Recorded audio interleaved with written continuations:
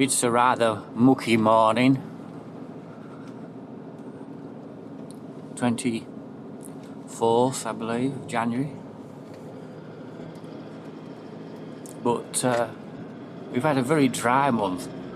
We had quite a dry December, despite a storm at the start of the month.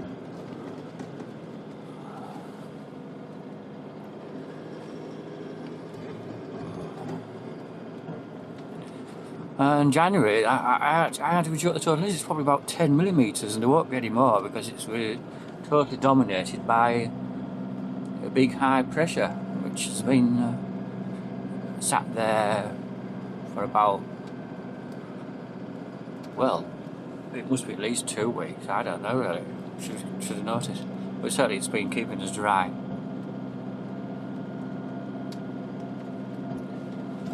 But because it's January, it's not only is it by no means droughty, it's rather sort of sticky and muddy everywhere, because even though it's not really raining, it's kind of damp and dewy and drizzly every now and then, or misty rather. However, we're getting into nearly into February, and there's already that bit more strength in the sun. It's quite striking. Some days by about middle of the day you can really feel it. And look at that, there's a bit of blue sky towards the coast. It is supposed to brighten up again today. I was a bit disappointed, it was quite so dull when I set off. I've got 12 lambs for Ruswarp today. I mean, I can get, I've probably said this before a number of times, I can get, this trailer you can get up to probably 15 or 16 in these relatively large nearly year-old lambs. Hogs. Hogs doesn't slip off my tongue, but that is generally what they're called.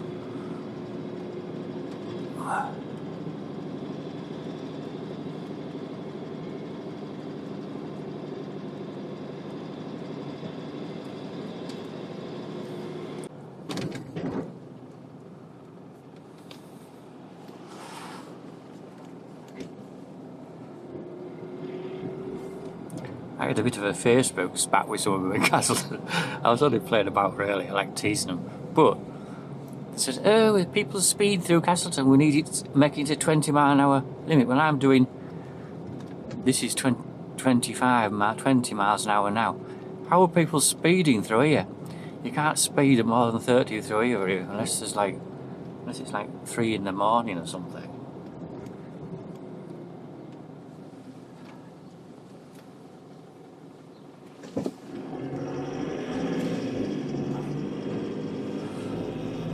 Then someone chimes, somebody bumped our car that was parked on the junction. Yeah, because you parked on the junction, not because people were speeding through the bloody village. And then, I mean, it's horrible if your car gets hit. There was one down here. A Range Rover got here. Well, where the park here? Come here, you can't see a damn thing. Either way, coming up or coming down. So, I think people are speeding through here. That Range Rover there apparently got bumped. And then because I said that there's too many cars parked in the village, there's come someone with some shit about, oh, you have a driveway, you don't have to park outside. You know what? When you buy a house, because there won't be locals live there 100 years or something, you buy your house, and then you complain that you have to park on the street outside because there's no parking. You should have thought of that, shouldn't you, when you bought it? Especially if you've got what I wouldn't say it's annoying, but a lot of them have at least 2 cars. It isn't just a single one. If I was living there, I'd want to do the same. But the root of the problem is there's too many cars parked there. It isn't people speeding through the village that they want to try and attack, frankly, which is like me going through. I'm not speeding, but they want to make it more difficult. But previously the one about making speed bumps and things, and I come up with more or less the same argument. But if you put speed bumps in the village, you've lost 2 or 3 parking spaces. You can't park on the speed bump, or even worse than build out things that some places have. And then someone else shiny says, oh, and the speed through Ainthorpe as well. Well, possibly. But Ainthorpe, further on, has the same problem. There's too many cars parked in the street. It's not quite so impossible here to maybe you park somewhere else if you didn't want to park directly outside your house. Anyway, after I'd made a couple of points, I just left them to it, because it won't happen anyway. They won't allow a 20 mph speed limit through there, because they presume against it unless it...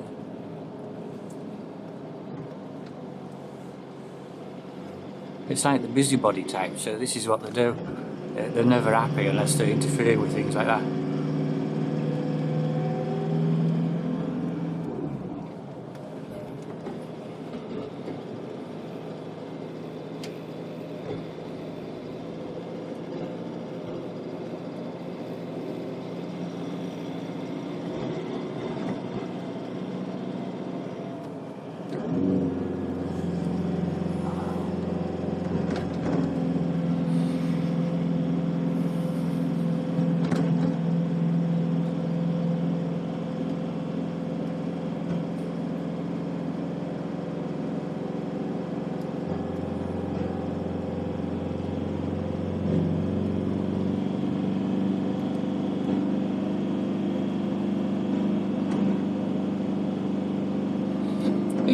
These sheep do feel quite heavy, actually. I always, when I'm trying to get them, I always feel it. Oh, it was a bit of a struggle to finding the good ones that were good enough, and it seemed the same this time. I really wasn't happy with what I got, particularly.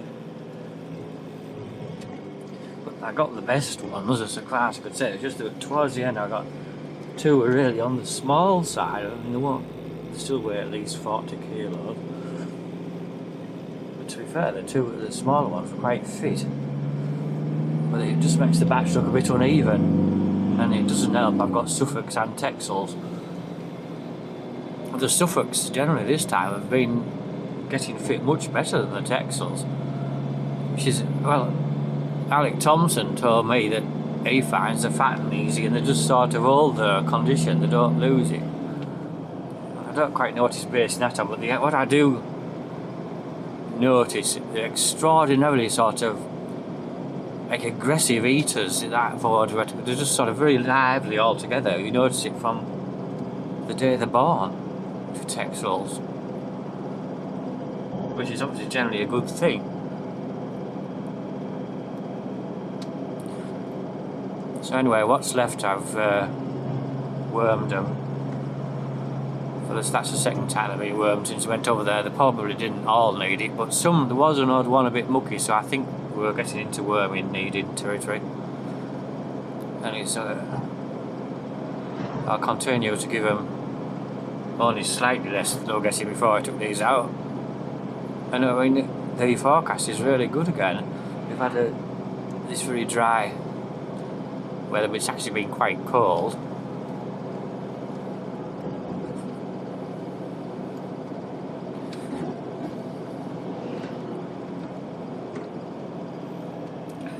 And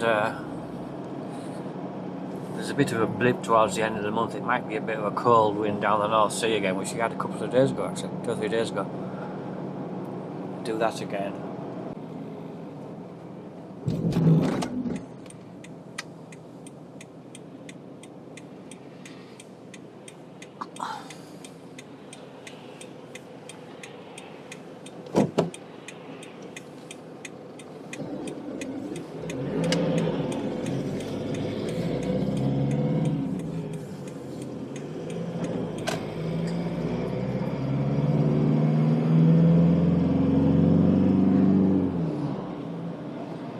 A bit busier than last time I came, which was in about the middle of December. I think it'll be 5 weeks.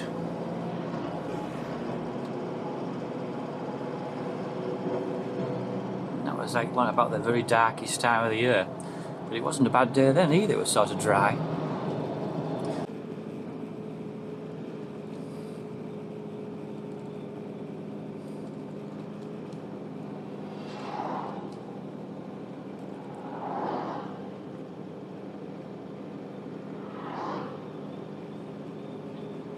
Awful bouncy things to ride on the road, that, isn't it? They're not really suitable for going the road anyway, they're slow. Oh, that other one was towing that big trailer, I thought, rather than you than me.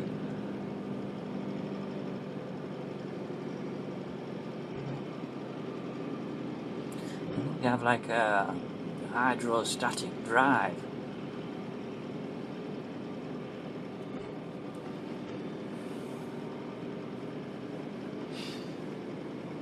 I think it'll be a fella from this farm here, actually.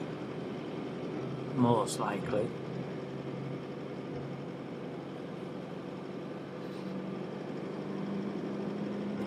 He's not letting on.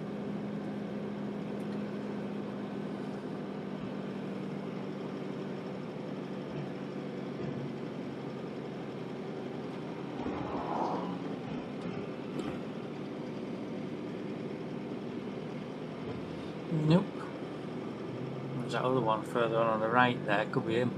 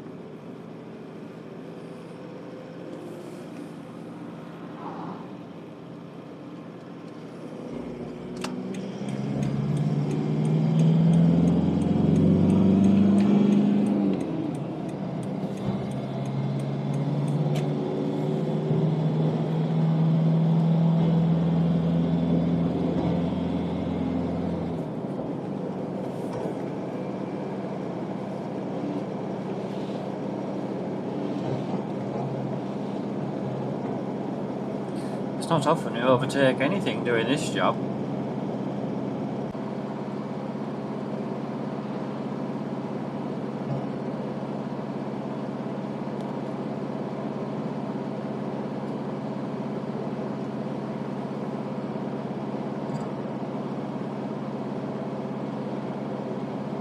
I mean, fourth is nothing to worry about, but at the same time, because I often have a tailwind along here helping you out a bit. I was a bit surprised how soon you had to go down into fourth there to maintain 50-ish.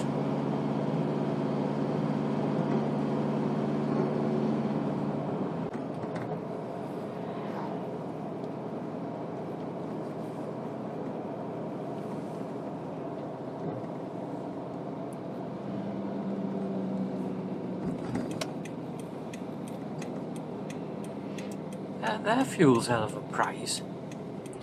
It's $1.52 for diesel, I think he said, or was that something else? But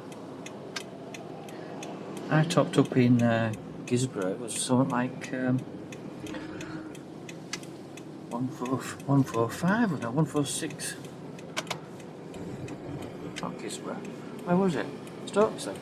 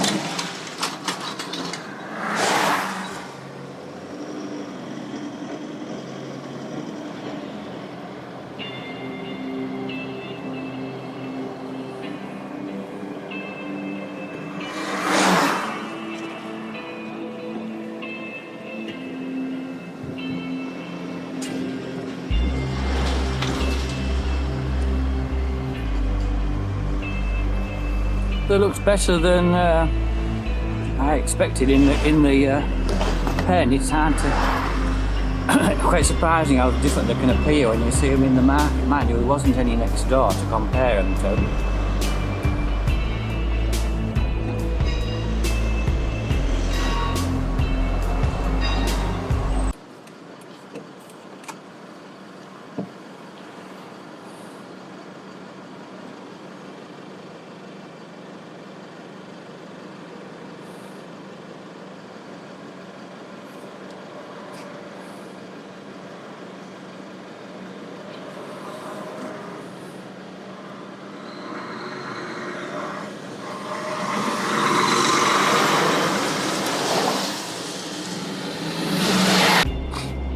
I think it will be, if they lost half the golf course, obviously they could still reorganise it and keep it to golf course, but it would kind of reduce its importance, as it were. And I can certainly imagine them being gradually nibbling right up to the actual clubhouse. At least they probably wouldn't really get beyond here because of the instability issue. The seagull there, it dropped out about a bucket full of poo, but it missed. They were trying to bomb me.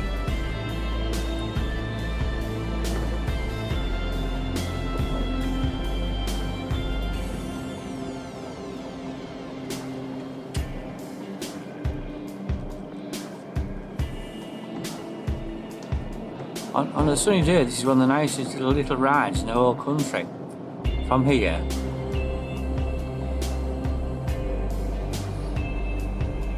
especially when it's not too busy, and in some ways in winter, in the winter light is nicer.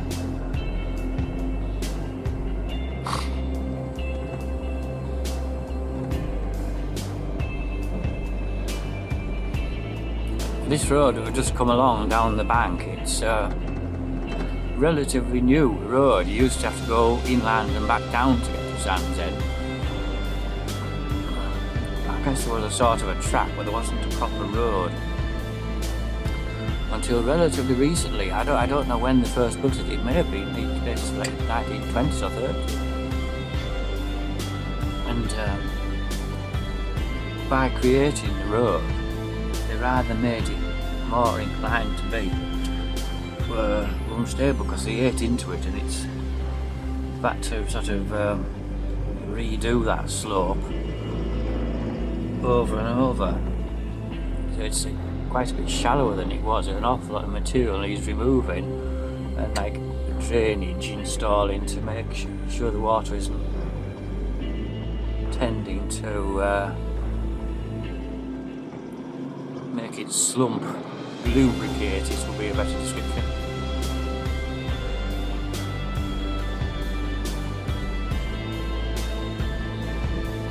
I have some really good photos of this hotel on the end that has these sort of overhanging bits, and this bridge. And I honestly thought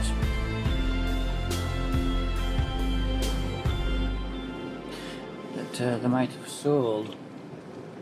They haven't yet. There's still a chance yet, because someone might do a piece on anything to do with Whitby and the Sands End is very sought after, because they've been plugging them to death. It's like a place to go to for your holiday, which is fair enough, because I mean they are nice, but the problem with them is that they're already full, especially Whitby.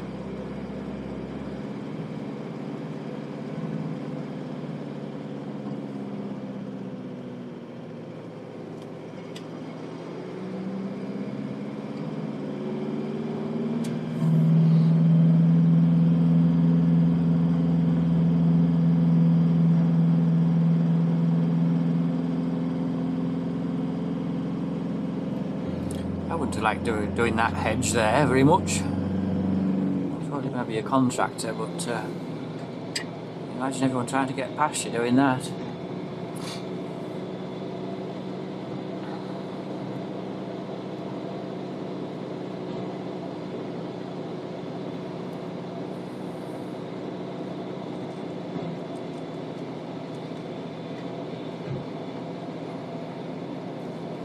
church is just, it looks just lovely in this winter light.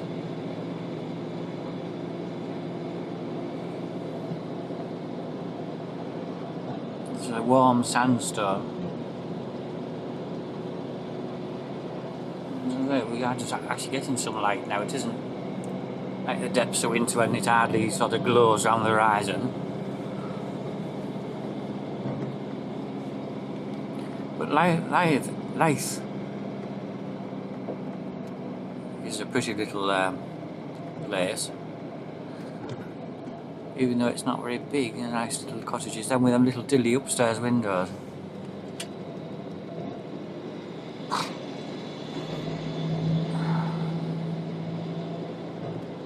There's a nice cottage on the right there as well, and that one on the left.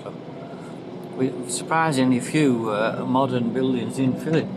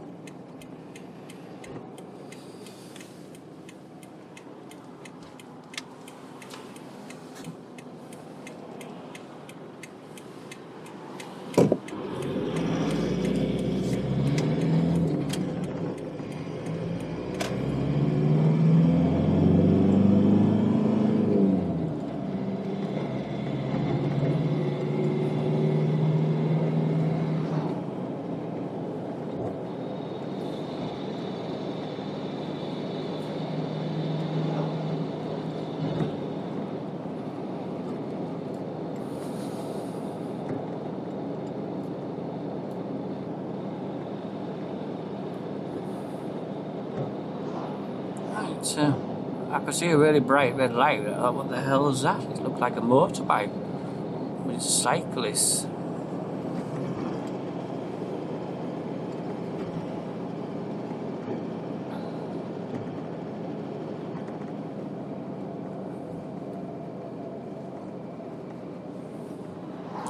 Alright, I've got the ambulance chasing them just in case.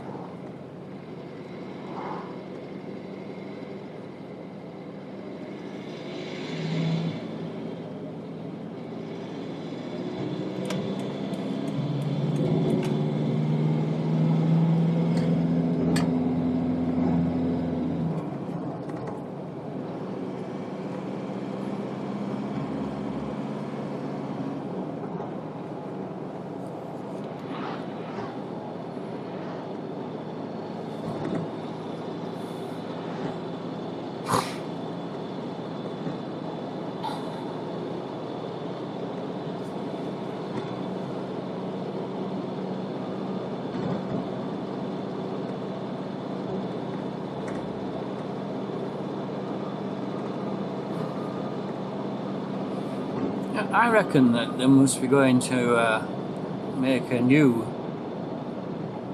version of the filling station there.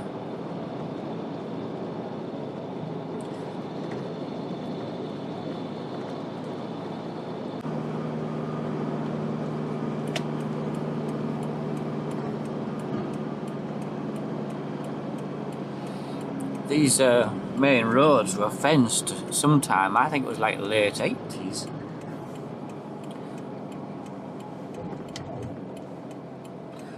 And I noticed that they're all the fences are about knackered. Most of them. I think Gordon Boone did lots of them. Well, I did some of them. I'm not sure now, but it was quite a profitable job for various people.